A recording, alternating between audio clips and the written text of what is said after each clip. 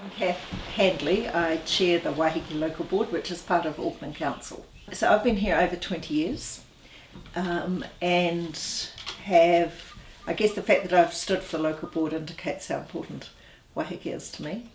And I stood because there are so many issues that we need to deal with as a community, and I wanted to see if I could help play a role in that, bringing together lots of issues and moving them forward. So many of our issues are integrated, so they're ecological in nature, but they're related to as well our human footprint and what we're doing with and to our environment here. So fundamentally anything that's happening on land is going to be reflected in what happens in the seas around us. So the marine environment is critical. So the more I'm kind of involved in local politics, the more I am aware of a lot of things, but the state of the Gulf is the most critical of all. I think it's really hard with the sea because what you see is not what's there. You see a reflected surface, and unless you are interacting with it in a way like fishing, I don't think you would necessarily see the differences. However, because I walk a lot, I also pick up a lot of trash. That is probably the most visible sign, but having said that, I'm also aware of the state of the Gulf and its declining state of health, and I'm kind of deeply involved in that in my working life. So I represent the Waiheke Local Board on the Hauraki Gulf Forum.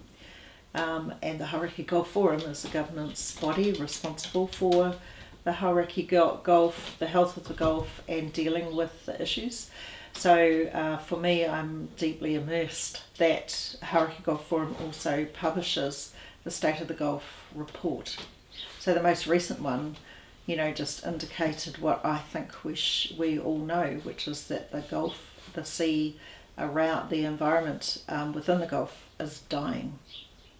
So it doesn't get more dire than that.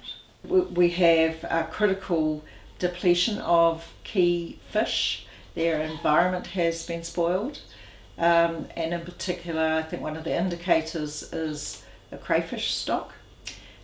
We don't have crayfish in the Gulf any longer. They are functionally extinct. So that doesn't mean that people don't find the odd one, but it is not an environment in which they're going to thrive. We have significant growth of kina, which are an indicator of a depleted environment with respect to the rest of marine life.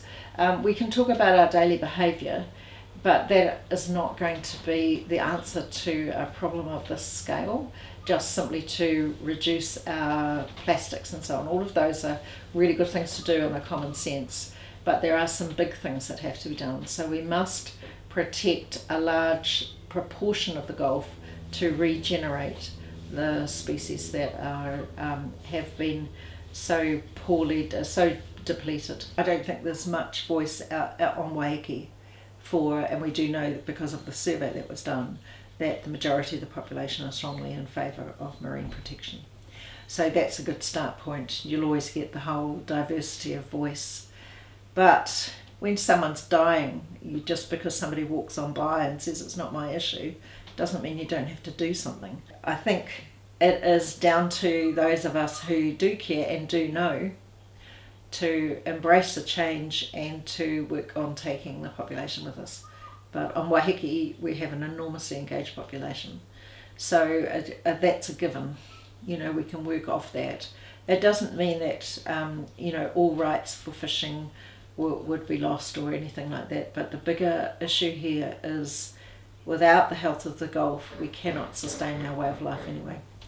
It is impacting us in ways which are devastating, and in the face of devastating circumstances you've got to actually act. There is lots of work being done at a collective level in the community, and that's fantastic because it's grassroots. And there are projects around the Gulf by different groups, including Tangata Whenua, but you've got to get political action, and in this case you've got to get it at a national level.